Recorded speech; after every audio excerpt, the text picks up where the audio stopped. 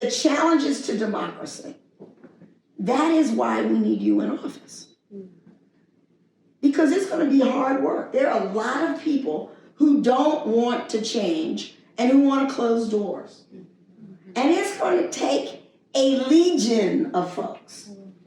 All of you and all your friends and relatives and everybody else you meet for the next 20 or 30 years to make sure that the democracy is healthy and well, not just in Georgia, but in the United States. I would expect Georgia to turn the tide, because Georgia has turned the tide before. There were plenty of great women in Alabama and Tennessee and South Carolina, all over the South, who could have been the first African-American woman mayor of a major city. There's some great cities throughout the South. So why was it Georgia? Not because I'm so great. Because Georgia was willing to open the door to the possibility that a woman could lead. I'm real clear about that. I didn't make the path that I walked down. The path was made by the sacrifices and gifts and talents of many, many people who came before me, including the women who were in the room. Including the women in the room. Oh, I showed up and I worked hard. Don't misunderstand me. That was my part to do. But I was walking down a path that had been opened for me by decades of people really working hard. So democracy is at stake. We're doing good, but democracy is at stake. We are in court on voter suppression right now. We are in a minority in many ways in terms of our opinions and values when it comes to women's rights. We are in a minority, it seems, sometimes in the public debate. The public agrees with us, but a lot of elected people don't.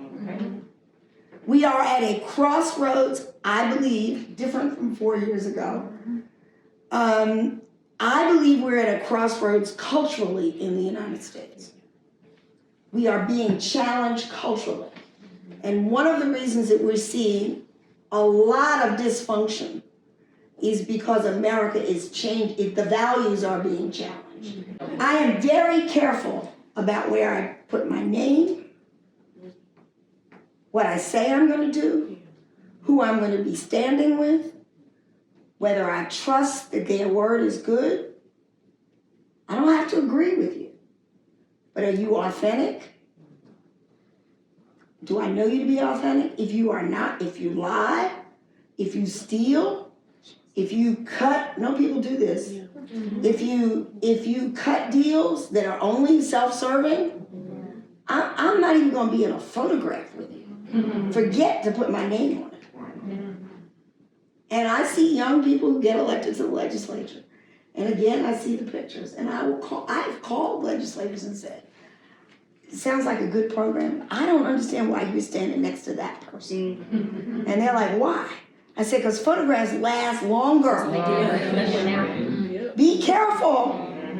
I don't want folks to think that I was okay with this stuff that they're doing.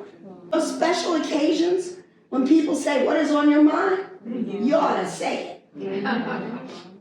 You ought to be proud enough of your opinions, your heritage, your history, and your future to take that 5 minutes so folks will think about what you say. They will not forget. You have to find your own voice. And we've had some brilliant women run nationally and even locally. And they don't ever find their voice. And that's one of the reasons they don't win.